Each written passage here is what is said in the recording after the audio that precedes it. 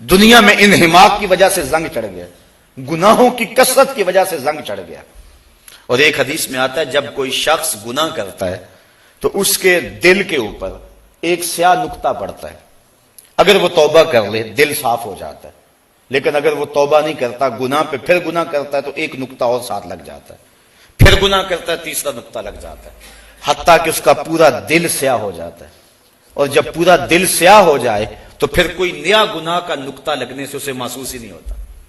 چٹا لباس ہو، ایک بھی کالا داغ لگ جائے تو پریشانی ہوتی ہے، اور جب سارا لباس ہی داغ داغ ہو جائے تو پھر کوئی نیا داغ اس کو محسوس ہی نہیں ہوگا۔ اور دوسری مثال سے یوں سمجھایا گیا، فرمایا کہ جب کوئی شخص گناہ کرتا ہے تو اس کے دل کے برتن میں سوئی کے ناکے کے برابر سوراخ ہو جاتا ہے، اور اگر وہ توبہ کرتا ہے تو وہ بند ہو جاتا ہے، اور نہیں تو پھر اس کے ساتھ تھوڑا سا اور سوراخ بڑھ جاتا ہے، حتیٰ کہ گناہ کرتا رہتا ہے اور سوراخ ہوتے رہتے ہیں۔ پھر اس کے دل کی مثال غربال کی طرح ہو جاتی ہے۔ غربال کہتے ہیں چھاننی کو، جس کے پورے پیندے کے اندر سوراخ ہوتے ہیں۔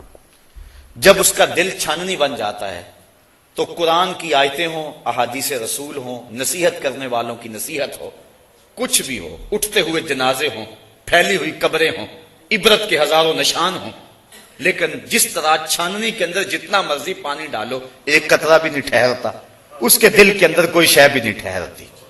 سارا قرآن بھی پڑھ کے سنا دو، اس کو ایک قطرہ بھی نصیب نہیں ہوتا، کیونکہ اس کا دل چھاننی کی طرح ہو جاتا ہے اور اس کے دل میں کوئی شے نہیں ٹھہرتی۔ یا تو اس چادر کی طرح ہو جاتا ہے جس کے اوپر سیاہیاں ہی مل دی جائیں، اب کوئی نئی سیاہی پریشانی کا باعث نہیں ہوگی۔ ہم جب پیدا ہوئے تھے تو ہم ناپاک پیدا نہیں ہوئے تھے، ہمارا دل پاک تھا، گناہ کا کوئی داغ ہمارے ضمیر پہ نہیں تھا۔ نفس پلیت پلیت چا کیتا اسی آپ پلیت تا ناسے، یعنی نفس نے میں پلیت کیا، ہم خود پلیت تو نہیں تھے۔ میاں صاحب فرماتے ہیں چٹی چادر عملہ والی تے داغ نہ لامی جڑیاں، پھر نہ آکھیں حشر دہاڑے حال ربا کی بنیا۔ یہ سفید چادر ہے، اس کے اوپر اگر گناہ کا داغ لگتا چلا جائے گا دل سیاہ ہو جائے گا، اور جب دل سیاہ ہو گیا تو پھر حق اور باطل کی تمیز نہیں رہے گی۔ امام غزالی نے احیاء کے اندر ایک روایت نقل کی ہے کہ جب کوئی شخص گناہ کرتا ہے اور وہ مومن ہے تو اس کی کیفیت ایسے ہوتی ہے جس طرح پہاڑ کے نیچے آ گیا، ابھی گر نہ جائے اور یہ کچلا نہ جائے، اور جلدی جلدی وہ توبہ کرتا ہے، بے چین ہو جاتا ہے، مضطرب ہو جاتا ہے۔ گناہ کر گیا، نماز چھٹ گئی، گناہ ہو گیا، کسی کا دل دکھا بیٹھا، اذیت دے بیٹھا، کسی کو کوئی ملاوٹ حرام کی کر بیٹھا، کوئی مسئلہ بن گیا، بس اس کا دل بے چین ہے، بے تاب ہے۔ یہ مومن کی شان ہے۔ اور منافق کی یہ کیفیت ہے، جب گناہ کرتا ہے تو سمجھتا ہے کہ بدن کے اوپر مکھی بیٹھی تھی اور میں نے اس کو اڑا دیا۔ اب میں اور آپ ذرا دیکھیں کہ ہماری کیفیت کیا ہے۔ گناہ کرنے کے بعد اگر ایسا ہے کہ ہم محسوس کرتے ہیں کہ احد پہاڑ کے نیچے آ گئے تو پھر تو مبارک ہو، اور اگر گناہ کرنے کے بعد بھی احساس گناہ نہیں ہوتا تو پھر مجھے اور آپ کو فکر کرنی چاہیے۔ فرمایا کلا بل رانا علی قلوبہم، بلکہ ان کے دلوں پر زنگ چڑھا دیا گیا، ما کانوا یکسبون، ان کی کرتوتوں کی وجہ سے، ان کے برے اعمال کی وجہ سے ان کے دلوں کے اوپر زنگ چڑھا دیا۔ اب اس زنگ کی وجہ سے انہیں حق اور باطل کی کوئی تمیز نہ رہی۔ آگے فرمایا کلا انہم عن ربہم یومئذ لمحجوبون، ایک تو یہ کہ ان کے دل پہ زنگ چڑھ گیا، دوسرا کل قیامت کے دن جب رب کے جلووں کی فراوانی ہوگی یہ لوگ اپنے رب کا دیدار نہیں پا سکیں گے۔ اللہ اکبر۔ کلا ہاں انہم عن ربہم، بے شک یہ اپنے رب سے، یومئذ اس دن، لمحجوبون، پردے میں ہوں گے، انہیں دیدار الہی نصیب نہیں ہوگا، ان کو اس کے جلوے نہیں ملیں گے، اور جس کو رب کا جلوہ اس دن بھی نہ ملا۔ ویسے تو اللہ نے قرآن میں فرمایا من کان فی ہذہ اعمی فہو فی الآخرۃ اعمی، جو اس دنیا میں اندھا رہا کل قیامت کے دن بھی اندھا ہی اٹھایا جائے گا۔ اس سے ان آنکھوں کی بے نوری مراد نہیں ہے، دل کی بے نوری مراد ہے۔ دل بینا بھی کر طلب خدا سے، کہ آنکھ کا نور دل کا نور نہیں ہے۔ اگر آج روشنی نہ ملی، آج مقصد زندگی حاصل نہ ہوا، جس چیز کے لیے اور جس مقصد کے لیے دنیا پہ آئے تھے وہ آج حاصل نہ ہوا تو کل بھی آنکھوں میں بے نوری ہوگی، کل بھی دل اندھا ہوگا۔ جو آج اس کا دیدار نہ پا سکا کل بھی نہ پا سکے گا۔ تو اس دن وہ اپنے رب سے پردے میں ہوں گے، حجاب میں ہوں گے، لمحجوبون، انہیں اپنے رب کا دیدار نصیب نہیں ہوگا۔ من لم یرحم صغیرنا ویوقر کبیرنا، وہ ہم میں سے نہیں ہے جو چھوٹوں سے شفقت نہیں کرتا اور بڑوں کی تعظیم نہیں کرتا۔ بلکہ صوفیہ تو کہتے ہیں کہ چھوٹے کے ساتھ محبت اس لیے کرو کہ اس کے گناہ میرے سے کم ہوں گے، اور بڑے کی تعظیم اس لیے کرو کہ اس کی نیکیاں مجھ سے زیادہ ہوں گی۔ اور صوفیہ نے ایک اور بڑی خوبصورت بات کی، اور میں سمجھوں گا کہ یہ تصوف کی جان ہے۔ وہ کہتے ہیں جب کوئی عیب دیکھنے کا شوق آ جائے تو پھر اپنے اندر ڈھونڈو، اور جب خوبی دیکھنے کا شوق ہو تو پھر کسی اور میں تلاش کرو۔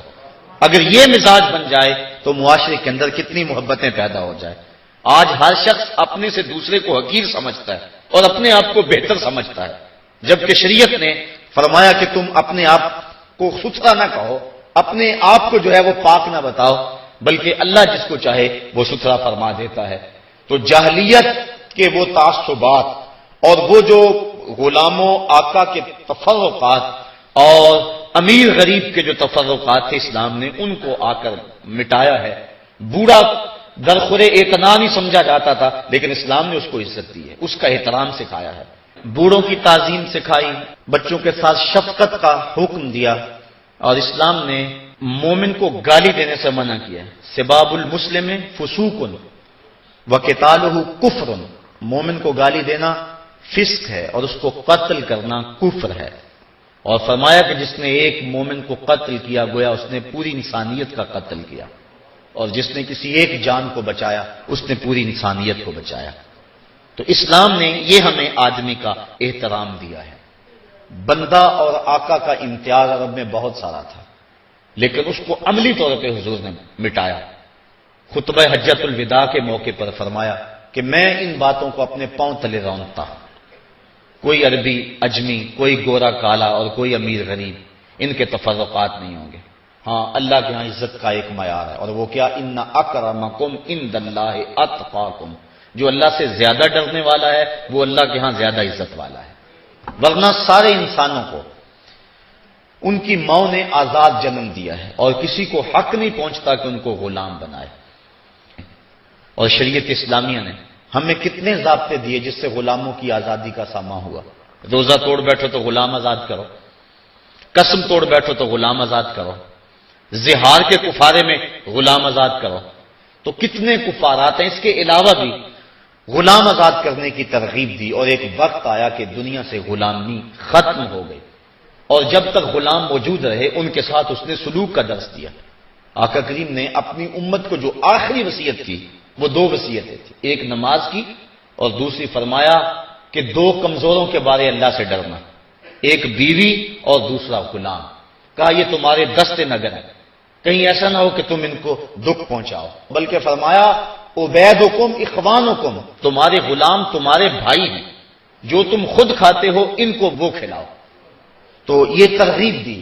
اور حضرت علی المرتضیٰ رضی اللہ تعالیٰ عنہ جب بازار میں کپڑا خریدنے جاتے تو اپنے غلام کو ساتھ لے کے جاتے اور فرماتے کہ جس طرح میں خریدوں گا اس طرح کا کپڑا تو پہنے گا۔ اور امتیاز بندہ و آقا یہ اسلام نے مٹایا ہے۔ اکثر صحابہ حضرت سیدنا بلال حبشی کا کالے رنگ کا ہاتھ چوم کر آنکھوں سے لگاتے تھے اور کہتے تھے یا بلال انت سیدنا، بلال تو ہمارا آقا لگتا ہے۔ تو یہ تعلیم تھی حضور کی، آدمیت کا یہ احترام سکھایا کہ دولت کی قلت کے باعث یا رنگ اور نسب کے معاملے کے اندر کوئی کسی کو تانا شریعت اسلامیہ میں نہیں دے سکتا۔ یہ ہمارے معاشرے کے اندر آج بھی جو چودھری کمی کا تصور موجود ہے یہ بالکل باطل تصور ہے۔ اسلام نے اس کی نفی کی ہے اور اس تفاخر کو توڑا ہے، اور حضور نے پاؤں تلے اس تفاخر کو روندا ہے کہ کسی کو کسی پر کوئی فضیلت نہیں، فضیلت کا معیار صرف تقویٰ ہے۔ ان اکرمکم عند اللہ اتقاکم۔ محبت خالی دعوے کا نام نہیں، محبت دلیل مانگتی ہے۔